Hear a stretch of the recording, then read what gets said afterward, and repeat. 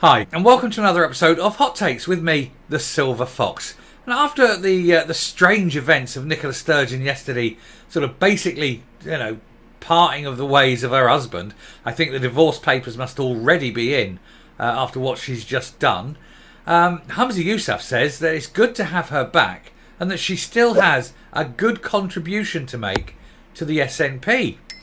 I think, looking at it from an outsider, I think the best contribution she could make for the SNP would be to resign. Because while she's there, she is drawing all the attention. Nobody is listening to Humza Yousaf. Nobody is paying attention to anything else that the SNP are trying to do. All the press are only looking in one direction. She is a distraction. Now, it may be, and if I was to consider Humza Yousaf clever enough to do it, it may be that he's kept her in the party to do exactly that, to act as a distraction. It would be like four-dimensional chess. If we keep her here, the press are looking there, and while they're doing that, we can do 33 things over here. But I don't think Humza Yousaf has the political nous for playing such sort of complex games. I think he's just simply quite scared and refuses to fire his old mentor. Because obviously he is her last remaining Horcrux, effectively. Because if he falls, she's gone. And so they must stand together. But at what price? So he's saying that she has this contribution to make, but it is not a good thing. There's also the fact that her now personal collapse in popularity over what's happened is dragging like an anchor on the SNP, and it's pulling it down. So, it's a good thing that she's there. We all agree it's fantastic she's there, because it only highlights even further how awful the SNP are, and it will lead to them being, I think, utterly destroyed at the next election. So it's, from an outsider's point of view, brilliant, but from anyone within the SNP, you must be sitting there, especially if you're like a backbencher who's thinking, my majority is a bit thin, maybe it is time we cut the losses and let her sail off into the sunset and put her behind us and move on. There's going to be a lot of that going on, I think. But whether they have the spine to say it out loud is a different matter. As I said in my previous video about how Slater basically managed to keep her job because of the cravenness and sheer cowardice of the SNP backbenchers, who are willing to throw their constituents under the bus simply so that they don't appear to have upset the leadership of the SNP. It's a very, very weird situation. You're elected as a constituent MP, and yet you don't care for your constituents.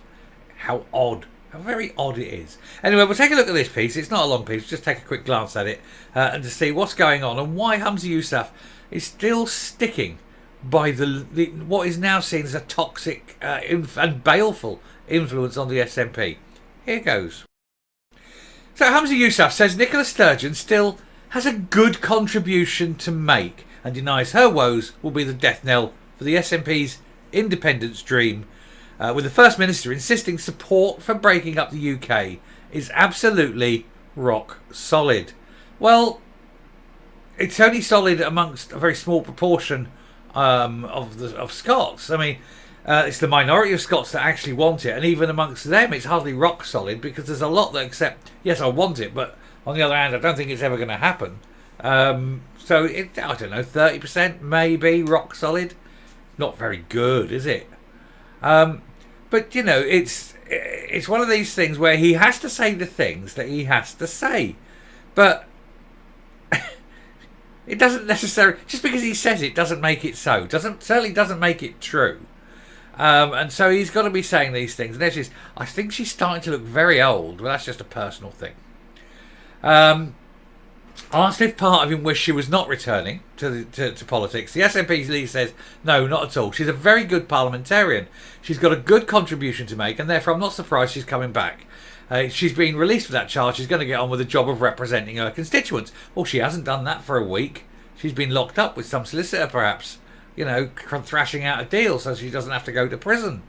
And then throwing her husband and Colin Beattie under a bus. Why is no one questioning Oswald? That's what I want to know. Anyway, So she had this, obviously she had this press conference yesterday, and she's saying, well, I believe I'm innocent.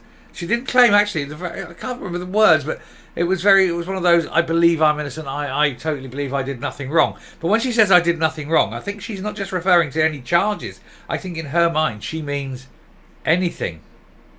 Ever. She's never got anything wrong. That's firmly what she believes. Narcissist and psychopath. So she's gone back yesterday. She says that. We've covered the story there about that.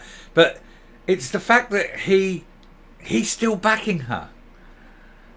It's going to be a millstone round his neck, I think. I think with what's still to come out, with the other things that are happening all around her, his constant obsession with supporting her will drag him down. If he had the same amount of political nous as Nicola Sturgeon had, he would be very, very much backpedaling. He would be moving away from that woman as quickly as he could. He also, in his mind, I think he thinks that showing support for her makes him look strong. He needs to realise it makes him look incredibly weak. And of course now, by that support, by not suspending her and things like that, he's really has he's made a rope and he'll hang himself with it, because he now can't get rid of other people. How can you suspend someone who hasn't been arrested when you won't suspend someone who has? How do you get rid of Fergus Ewing when you can't get rid of Nicola Sturgeon? These are important decisions, but he's tied himself up in knots. He's got no way out on these things because he's committed. He's committed to a plan of action, and it isn't going to work. So if she does have a contribution to make, it is simply by resigning, but she won't. Too narcissistic. Anyway, I'm going to round up and come up. There we go. I think a few, council elections, a few by-elections. I think once the backbenchers start to see the direction of travel in terms of support, I think there'll be more pressure on Humza Yousaf to ditch her. Because if she's toxic and she seems to be dragging them down, and these backbenchers on tiny majorities, they'll be like, don't think so. We need to do something about this. The pressure will mount, and he will then have to make the choice. Does he ditch her or does he resign? I don't think he's capable of making that choice, and I think she will drag him down. I honestly do. And I think while she's there, she's dragging the SNP down. So obviously we've got to hope that she stays there as long as possible. But just as an aside, and in no relation to anything that's gone before, has anybody seen Peter Murrell? He disappeared as well after she did. Nobody's seen him for a week. Is he in the arms of another already? I don't think they'll be rushing back to, live love's sweet young dream any time soon. I think they're done. So, yeah. I wonder where Peter is. Is he in a little love nest in the Cairngorms, or is he in a bar in a back street in Glasgow drinking himself into a stupor? He can afford it. He's one of the few in Scotland that can afford to do that now with the price of alcohol. Anyway, that was just speculation. Thank you very much for listening. If you like what you hear and see on the channel, please hit the subscribe button, ring the bell, leave a like, leave a comment, please share the video. And until next time, stay safe, stay well, keep fighting for the truth, and goodbye.